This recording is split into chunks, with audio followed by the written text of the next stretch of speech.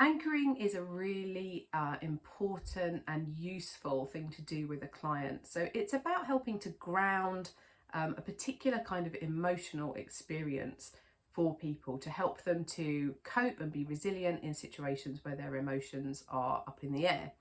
So it comes from neuro-linguistic programming originally, 1904, and it's actually, its origins, if we trace them all the way back to Pavlov, who you'll have heard of through Pavlov's dogs and conditioning work. So the 5 steps of learning how to anchor is to identify the emotion first of all. What is it that you are actually feeling?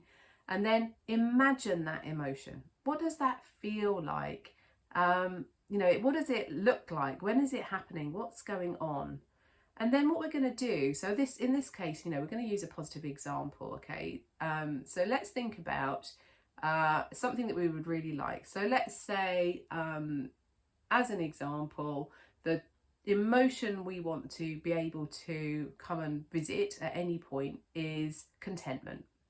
So let's go with that as our example. So I would like to be able to feel content even when I'm in a stressful situation. Perhaps I'm in a difficult business meeting, and actually I would really like to be able to feel content because that helps me to feel calm and secure.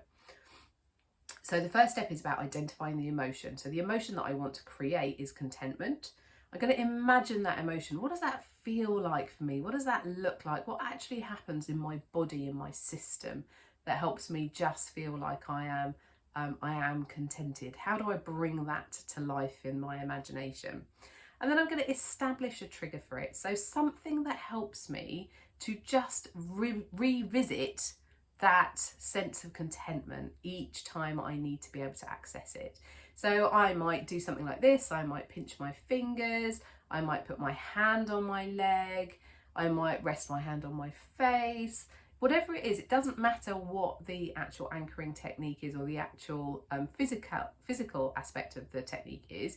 It's important that it just is associated with that contentment each and every time. So come up with something that feels really natural for you.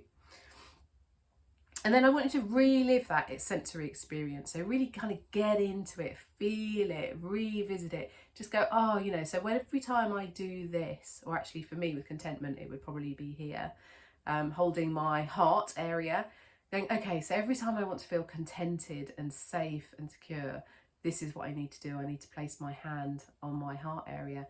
And it just helps all of my physical and mental and emotional systems to just calm back down again.